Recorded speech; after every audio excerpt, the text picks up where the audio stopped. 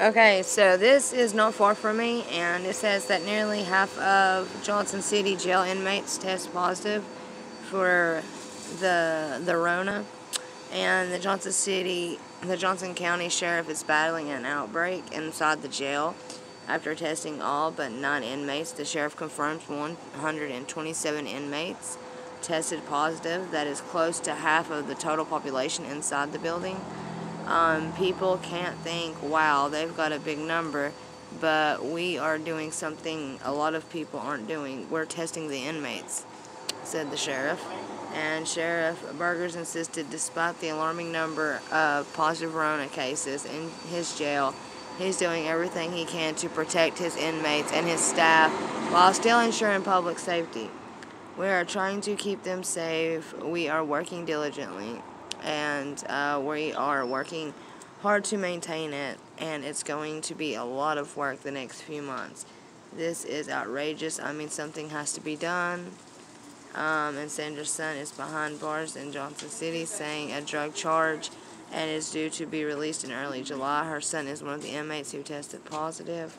While the number of inmates in Johnson City is lower than it's been in years, more inmates need to be released early to control the spread of the illness. She also believes more needs to be done to protect the health of the inmates. His health is my concern because he has asthma and he has allergies, said McGee. Officials with the Indiana Sheriff's Association believe the problem isn't unique to Johnson County, but it's a challenge for all jails because people are being arrested may bring the illness with them to jail. It makes it more difficult to try and figure out. We are managing that population upon the time that they are coming into jail. With Indiana Sheriff's Association, the potential for this disease to enter a jail is not just from a single source. It comes from a lot of different sources of coming into the jail. I hate to see any of us get it, or go through what we are going through, but it's here and we have to deal with it the best we can. And they go on to talk about it. We need to not panic. We need to just make sure that we are doing everything we can do for the safety of our employees and the public, but we need to do it in a common sense manner. The sheriff added that so far, none of the inmates who tested positive had shown any serious medical complications.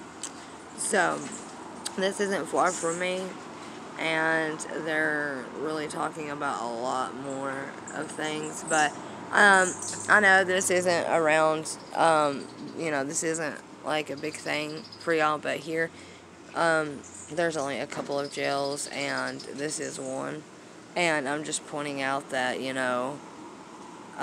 there was one guy that was in jail that had no one tested positive for the Rona, and they released him on fraudulent. He had fraudulent charges and everything, and he was doing a big stint. I mean, he had lied and defrauded a lot of companies. He was pulling years, and they let him go on house arrest due to him not possibly getting it, and no one had tested positive. So, I'm just stating the facts. If you are in jail and you are higher up, they're probably going to be more likely to let you go.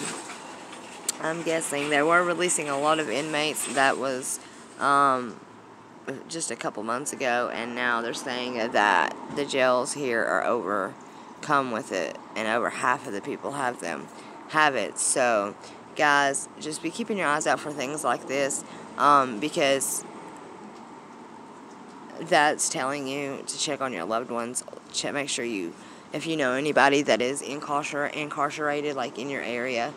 They're not saying who is tested positive. So these people that are incarcerated, whether it just be for a couple of days, whether it just be for 30 days, or whether it be for, for 2 years or something like that, either way, every one of these people have loved ones, and I guarantee that their family hasn't been told about it, and they are probably getting moved to what they are literally calling like quarantine centers.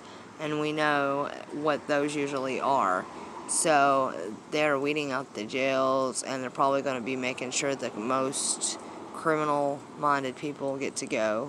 They're going to come up with a huge excuse to do something. We knew a lot of this was coming. They've already started in a lot of places. And now, in my area, they're starting to talk about this. This just came out today. It is 62 degrees in Johnson City. Johnson City is about 25, 35 minutes away, almost 40 minutes away.